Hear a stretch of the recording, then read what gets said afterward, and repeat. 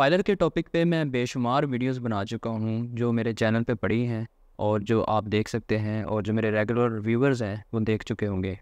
लेकिन आज की वीडियो बहुत अहम है उन लोगों के लिए जो फाइलर के बारे में कंप्लीट इन्फॉर्मेशन गैदर करना चाहते हैं, क्योंकि इस वीडियो में मैंने बहुत सारी बेसिक चीज़ों को डिस्कस किया है जिसका आपको इल्म होना बहुत ज़रूरी है। आया आप फाइलर होंगे या नहीं होंगे, लेकिन आपको इन चीज़ों का पता होना चाहिए, क्योंकि इसमें मैंने हर उस सवाल को कवर करने की कोशिश की है जो आप लोग मुझसे पूछते हैं और जो बेसिक नौइयत के सवाल हैं और जिनका जवाब मैं बार बार दे चुका हूँ, लेकिन ये मेरी वीडियोस के फॉर्म में बहुत कम है। इनमें से बेशुमार ऐसी इन्फॉर्मेशन जो अभी तक मैंने किसी वीडियो में नहीं बताई वो आज की इस वीडियो में बताने जा रहा हूँ। इस वीडियो को आप ऐसे ही समझिएगा कि जैसे ये वीडियो मैं आपके लिए नहीं अपने लिए बना रहा हूँ, क्योंकि इन सवालात के जवाब मैं बार बार दे चुका हूँ और ये वीडियो बना के मैं अब इन जवाबात से अपने आप को आज़ाद कर दूँगा। अब जो भी इनमें से कोई भी सवाल मुझसे पूछेगा तो मैं इस वीडियो का लिंक उनको सेंड कर सकूँगा, जिससे मेरे लिए भी आसानी हो जाएगी और समझने वालों को भी आसानी होगी। अस्सलाम वालेकुम, मेरा नाम खालिद बारी है, मैं एडवोकेट हाई कोर्ट हूँ। सबसे पहला और सबसे ज़्यादा पूछा जाने वाला सवाल, फाइलर किसे कहते हैं?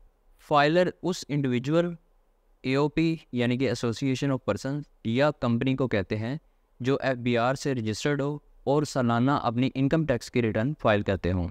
एओपी और कंपनी के केस में तो लाजमी उनको फाइलर होना पड़ता है, लेकिन इंडिविजुअल के केस में उसके पास ऑप्शन आ जाती है और कुछ कंडीशंस होती हैं। कंडीशन में जो सबसे बड़ी कंडीशन है वो है उसकी इनकम। अगर इंडिविजुअल की इनकम टैक्सेबल हो जाएगी तो उसको लाजमी फाइलर होना पड़ेगा। टैक्सेबल इनकम कितनी है ये मैं आपको आगे चल के बताता हूँ। दूसरा सवाल डिस्कस कर लेते हैं जो बहुत लोग पूछते हैं कि फाइलर होने के लिए एज लिमिट क्या है। अगरचा जनरली इसमें कोई भी एज लिमिट नहीं है, कोई भी फाइलर बन सकता है चाहे वो किसी भी एज से बिलोंग करता हो। लेकिन जो माइनर्स है जिनकी एज 18 साल से कम है तो ज़ाहिर सी बात है उनका सीएनआईसी नहीं बना होगा, और सीएनआईसी नहीं बना होगा तो उनके नाम पे कोई सिम भी रजिस्टर्ड नहीं होगी। तो इसलिए उनको फाइलर होने के लिए अपना गार्डियन अपॉइंट करवाना पड़ता है। गार्डियन उनके बिहाफ पे फाइलर होगा और उनके बिज़नेस के मामलात को सेटल करवाएगा और उनकी रिटर्न्स वगैरह फाइल करवाएगा। क्योंकि आप जानते हैं कि आजकल फ्रीलांसिंग की वजह से या ऑनलाइन ई कॉमर्स की वजह से अक्सर 15, 16 या 17 साल के लड़के या लड़कियां भी इनकम जनरेट करती हैं, तो उनके लिए फाइलर होना ज़रूरी हो जाता है जब उन्होंने टैक्स में बचत करवानी हो या सम टाइम कोई बड़ी अमाउंट अपने अकाउंट में मंगवानी हो, तो गार्डियन के थ्रू ये फाइलर हो सकते हैं। फाइलर होने के बाद क्या होता है? फाइलर होने के बाद आपने अपनी एनुअल रिटर्न फाइल करवानी होती है। एनुअल रिटर्न में आपने अपनी माली साल यानी कि पिछले साल 1 जुलाई से लेके करंट ईयर 30 जून तक जो भी इनकम जनरेट की है या जो भी एसेट्स बाय एंड सेल की है, लाइक प्रॉपर्टी सेल परचेज़ की है या गाड़ी का लेन देन किया है, या जो भी इस साल आपके अखराजात रहे हैं उनकी तफसील और बेशुमार इसमें तफसीलात आ जाती हैं, उनको आपने रिटर्न में शो करवाना होता है। एक और सवाल जो बहुत लोग पूछते हैं कि फाइलर होने के बाद मुझे कोई नुकसान तो नहीं होगा? इस सवाल का जवाब बहुत ही आसान है। इसको एक मिसाल से समझिएगा कि मिसाल के तौर पे आपका बेटा या बेटी है और खुदा न खास्ता वो बीमार हो जाते हैं और आपको डॉक्टर के पास ले जाना पड़ता है, तो आप जब किसी नीम हकीम के पास लेके जाएंगे तो तब नुकसान होने का ख़तरा ज़्यादा है, या किसी अच्छे प्रोफेशनल डॉक्टर के पास लेके जाएंगे तो तब नुकसान होने का ज़्यादा खतरा है? तो डेफिनेटली जब आप किसी नीम हकीम के पास लेके जाएंगे तो तभी नुकसान होने का ज़्यादा खतरा है। तो सेम एज़ इट इज़ आपका ये अकाउंट आपका बच्चा है, ये आपका बिज़नेस पार्टनर भी है, इसने आपके साथ आपका बिज़नेस देखना है और उसको चलाना है और आपको टैक्स सेविंग करके देनी है और बेशुमार मामलात में आपकी हेल्प करनी है। इसको आप किसी अनाड़ी से बनवाएंगे या अनाड़ी से अपनी रिटर्न फाइल करवाएंगे तो आपको नुकसान का ज़्यादा खतरा है। तो मेरा मशवरा ये है कि किसी भी अच्छे टैक्स प्रोफेशनल से अपनी रिटर्न फाइल करवाएं और अपना फाइलर होने का काम सारा उसी से करवाएं। मेरे ज़रिए आप काम करवा सकते हैं, मेरे नीचे दिए गए व्हाट्सएप नंबर पे मुझसे रब्ता कर सकते हैं। फाइलर होने के बाद अगर रिटर्न जमा ना करवाई तो क्या होगा? इसका सबसे पहला जो नुकसान होगा वो ये होगा कि आपका नाम एक्टिव टैक्स पेयर लिस्ट से रिमूव हो जाएगा। एक्टिव टैक्स पेयर लिस्ट क्या होता है ये मैं आपको आगे चल के बताता हूँ। दूसरा इसका बड़ा नुकसान ये होगा कि आपको जुर्माना होगा, पेनल्टी लग जाएगी। बिज़नेस पर्सन को 1,40,000 और सैलरी पर्सन को 1,06,000 रुपये। लोग कहते हैं कि फाइलर होने के बाद एफबीआर के नोटिस आना शुरू हो जाते हैं, क्या ये सच है? तो इसका जवाब ये है कि भाई कोई नोटिस नहीं आता एफबीआर की तरफ से। एफबीआर कभी भी किसी को खामखा बिला वजह नोटिस नहीं भेजता और ना ही तंग करता है।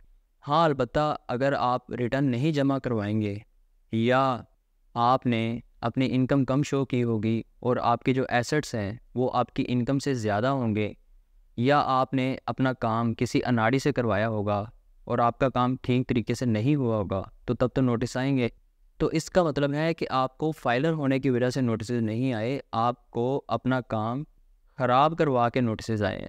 तो इसलिए इसका हल ये है कि आप बेस्ट टैक्स प्रोफेशनल से अपना काम करवाएं और बेहतरीन तरीके से अपना फाइलर का अकाउंट बनवाएं और हर साल अपनी रिटर्न सही तरीके से फाइल करवाते रहें, तो आपके लिए कोई भी इश्यूज़ नहीं आएंगे और ना ही कोई नोटिस आएगा। रिटर्न कब सबमिट करवानी होती है? टैक्स का जो माली साल होता है वो 1 जुलाई से शुरू होता है और 30 जून तक ख़त्म होता है। कानूनी तौर पे आप 30 जून के बाद अपनी रिटर्न फाइल करवा सकते हैं, लेकिन एफबीआर की तरफ से फॉर्म आने में लेट हो जाती है। एफबीआर ने कुछ चीज़ें अपडेट करनी होती है, कुछ चीज़ों को उसने रिलीज़ करना होता है, जिसकी वजह से उसको टाइम दरकार होता है। तो जब नई रिटर्न का फॉर्म अपडेट हो जाता है एफबीआर की तरफ से, तो उसके बाद आप रिटर्न जमा करवा सकते हैं। जो मेरे क्लाइंट्स हैं उनको परेशान होने की ज़रूरत नहीं। जैसे ही फॉर्म अपडेट हो जाता है उनको मेरी टीम की तरफ से मैसेज चला जाता है कि अपनी रिटर्न फाइल करवा लें। रिटर्न फाइल करवाने की हर साल जो आखिरी तारीख तय होती है वो 30 सितंबर होती है, लेकिन एफबीआर इसमें एक्सटेंशन दे देता है। कई दफ़ा उसने एक्सटेंशन दी है। लास्ट ईयर जो एक्सटेंशन गई थी वो 31 अक्टूबर तक गई थी। लेकिन मेरा आपको मशवरा ये है कि आप पहली फुर्सत में अपनी रिटर्न जमा करवाएं, लास्ट डेट का इंतज़ार ना करें, क्योंकि आखिरी दिनों में जाके बाज़ दफ़ा सिस्टम बिज़ी हो जाते हैं और कई लोगों की रिटर्न्स रह जाती हैं। रिटर्न अगर लेट सबमिट हो तो क्या होता है? कानून तो ये कहता है कि रिटर्न अगर लेट सबमिट हो तो बिज़नेस पर्सन को 1,40,000 और सैलरी पर्सन को 1,06,000 रुपये जुर्माना होता है, और जितने दिन तक उसकी रिटर्न डिले हुई थी उसको पर डे के हिसाब से जितना उसका टैक्स बनता था उसका 1% फ़ाइन होगा। लेकिन प्रैक्टिकली ये देखने में बहुत कम आता है। अगर आप अपनी return as early as possible submit करवा देते हैं तो एफबीआर आपको रिलैक्सेशन देने में सहूलियात प्रोवाइड करता है। अलबत्ता एक नुकसान जो इसका लाजमी होना होता है वो ये कि अगले साल 1 मार्च को आप इनएक्टिव हो जाते हैं। उसके लिए दोबारा आपको एक्टिव होना पड़ता है और एक्टिव होने के लिए आपको ATL सरचार्ज पे करना पड़ता है। ATL सरचार्ज क्या होता है और कितने का होता है ये मैं आपको आगे चल के बताता हूँ। नेक्स्ट क्वेश्चन ये होता है कि क्या मैं फाइलर हो के नॉन फाइलर हो सकता हूँ? इस टॉपिक को बोलते हैं डी रजिस्ट्रेशन। इस टॉपिक पे मैंने बहुत डिटेल में वीडियो बनाई है जो आपको इस वीडियो की एंड स्क्रीन पे मिल जाएगी। लेकिन यहाँ पे मैं आपको थोड़ी सी वजाहत कर देता हूँ कि बिल्कुल आप अपना अकाउंट ख़त्म करवा सकते हैं, डी रजिस्टर्ड हो सकते हैं, लेकिन उसके लिए कुछ शराइत, कुछ रिस्ट्रिक्शंस होती हैं जिनको पूरा करना लाजमी होता है। डी रजिस्ट्रेशन की सर्विसेज भी मेरी लॉ फर्म प्रोवाइड करती है। अगर आप डी रजिस्टर्ड होना चाहते हो तो आप रब्ता कर सकते हैं। फाइलर होने के फ़ायदे क्या हैं? ये सवाल तो बहुत ही लोग पूछते हैं। फाइलर होने के बेशुमार फ़ायदे हैं, लेकिन मैं इनको 3 कैटेगरीज़ में डिवाइड करता हूँ। नंबर 1, ये आपकी बचत करवाता है। नंबर 2, ये आपके लिए कई मामलात में आसानी पैदा करता है। और नंबर 3, कई चीज़ों में आपको फाइलर होना ज़रूरी हो जाता है। बचत ये इस तरह करवाता है कि बाज़ मामलात में ये आपको टैक्स की बचत करवा देता है। लाइक अगर आपने प्रॉपर्टी की सेल परचेज़ करनी है या गाड़ी का लेन देन करना है या सेविंग अकाउंट से प्रॉफिट लेना है, उसके टैक्स में बचत करवा देता है, या आपने शेयर्स बाय किए हैं उसके प्रॉफिट में ये आपको टैक्स में बचत करवा देता है। आसानी ये आपके लिए इस तरह पैदा करता है, सम टाइम आपने लोन अप्लाई करना होता है या आपने बिज़नेस कॉन्ट्रैक्ट्स करने होते हैं, उसके लिए आपको काफ़ी ज़्यादा आसानी मिल जाती है। कई केसेस में फाइलर होना ज़रूरी हो जाता है, लाइक अगर आपने असला लाइसेंस के लिए अप्लाई करना हो या वीज़ा के लिए अप्लाई करना हो, और कई सारे केसेस ऐसे हैं जिनमें फाइलर होना आपके लिए ज़रूरी हो जाता है, जिसके बगैर आप वो अप्लाई ही नहीं कर सकते। फाइलर होने के नुकसानात क्या हैं? फाइलर होने का कोई भी नुकसान नहीं है, अलबत्ता आप अपना काम किसी अनाड़ी के बजाय टैक्स प्रोफेशनल से करवाएं और अपनी रिटर्न हर साल टाइम पे सबमिट करवाएं।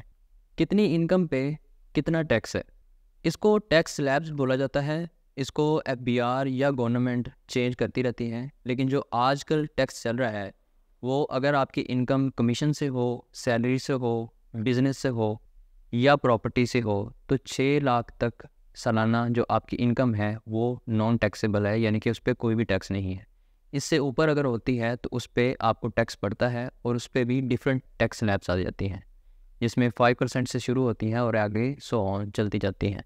फॉरेन इनकम यानी कि फ्रीलांसिंग या सॉफ्टवेयर एक्सपोर्टिंग, इस पे 1% फाइलर को और 2% नॉन फाइलर को टैक्स है, फिक्स है। और अगर इसके साथ आप PSEB यानी कि पाकिस्तान सॉफ्टवेयर एक्सपोर्ट बोर्ड में रजिस्ट्रेशन करवा लेते हैं तो आपका टैक्स 0.25% रह जाता है। फॉरेन इनकम और फॉरेन रेमिटेंस में क्या फ़र्क है? इन दो चीज़ों को लोग बहुत कंफ्यूज कर देते हैं, इन दोनों चीज़ों को एक ही मायने ले लेते हैं, हालांकि ये दोनों चीज़ें डिफरेंट हैं। फॉरेन इनकम उस चीज़ को बोलते हैं जो आप पाकिस्तान में रह के बाहर से जॉब के थ्रू या बिज़नेस के थ्रू अर्न करते हैं और पेमेंट को पाकिस्तान में लेके आते हैं। जबकि फॉरेन रेमिटेंस उसको बोलते हैं जो आप बाहर रह के अर्न करते हैं और उसको अपनी अर्नशुदा मनी को पाकिस्तान में भेजते हैं, उसको फॉरेन रेमिटेंस बोलते हैं। फॉरेन रेमिटेंस पे कोई भी टैक्स नहीं है, ये आपकी नॉन टैक्सेबल इनकम है। रिटर्न अगर गलत सबमिट हो जाए तो क्या कर सकते हैं? अगर रिटर्न गलत सबमिट हो जाए तो आप उसको रिवाइज कर सकते हैं।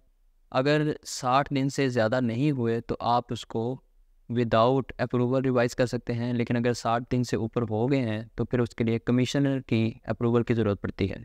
कमिश्नर की अप्रूवल लेने के लिए कुछ कंडीशंस होती हैं, जैसे कि आपने जो नई रिटर्न में इनकम शो करवानी है या जो टैक्स पे करना है वो पिछली इनकम से ज़्यादा होना चाहिए। फाइलर होने के लिए कौन कौन से डॉक्यूमेंट्स की ज़रूरत होती है? फाइलर होने के लिए आपके पास CNSC होना चाहिए, मोबाइल नंबर जो कि प्रेफरेबल ये है कि आपके अपने नाम पे हो रजिस्टर्ड, और अगर आपके नाम पे कोई नहीं है सिम तो कोई ऐसा नंबर होना चाहिए जिस पे पहले कोई अकाउंट ना बना हो। नंबर 3 आपके पास ईमेल एड्रेस होना चाहिए, और नंबर 4 तमाम information relating to your income और assets and expenses etcetera. Filer होने का प्रोसीजर क्या है? फाइलर होने के 3 बेसिक स्टेप्स हैं। Number 1 registration, number 2 return filing, number 3 ATL। जब आप रजिस्ट्रेशन करवा लेते हैं इसको बोलते हैं आपने NTN ले लिया है, यानी कि नेशनल टैक्स नंबर ले लिया है। नेशनल टैक्स नंबर मिलने के बाद आपने 2 साल की रिटर्न फाइल करवानी होती है। लाइक अगर अभी आप 2024 में हैं तो अभी चूँकि 2024 की रिटर्न का मरला शुरू नहीं हुआ, इसलिए आपने 2023 और 2022 की रिटर्न जमा करवानी है। और उसके बाद आपने ATL सरचार्ज पे करना है। ATL सरचार्ज एक्टिव टैक्स पे लिस्ट में नाम लाने के लिए बोलते हैं। अगर आप इंडिविजुअल हैं तो आपको 1000 रुपये का ATL चालान पे करना है, अगर AOP है तो 10,000 का, और अगर कंपनी है तो 20,000। जब आप चालान पे करते हैं तो आपका नाम एक्टिव टैक्स पे लिस्ट में आ जाता है, जिसके बाद आप फाइलर कहलाते हैं। फाइलर होने के बाद आपको कैसे पता चलता है कि आप फाइलर हो चुके हैं? इसको जानने के लिए आप ये वाली वीडियो देख सकते हैं। और फाइलर होने के बाद आप अपना अकाउंट कैसे ख़त्म करवा सकते हैं, इसका प्रोसीजर जानने के लिए आप ये वीडियो देख सकते हैं। और आपको ये वाली वीडियो कैसी लगी अपनी फीडबैक कमेंट्स में ज़रूर दीजिएगा। चैनल को सब्सक्राइब करना ना भूलिएगा। Thanks for watching, see you in the next video. अल्लाह हाफिज़।